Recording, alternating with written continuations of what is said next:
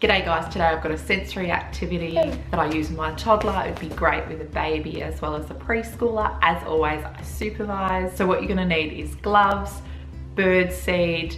I use chickpeas and cotton wool balls. Sophie really enjoyed playing with the gloves just by themselves.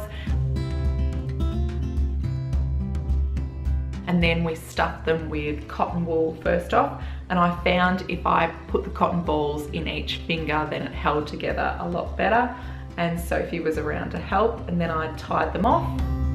To fill the glove with chickpeas, I put the glove inside a plastic cup, filled as much as I could, then took it out of the cup, added a little bit more, and then tied a knot. And then next I did the birdseed, put the glove inside the cup, filled it with birdseed, and then tied a knot.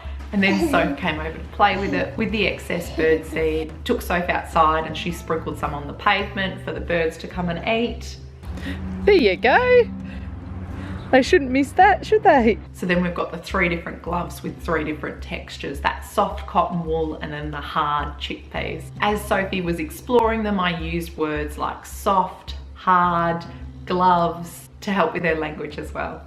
We also had a little bit of fun high-fiving them. If you'd like another sensory activity, I'll leave a link in the card up here to a sensory yarn tub, which is super simple to set up and a lot of fun. Alrighty guys, take care, bye.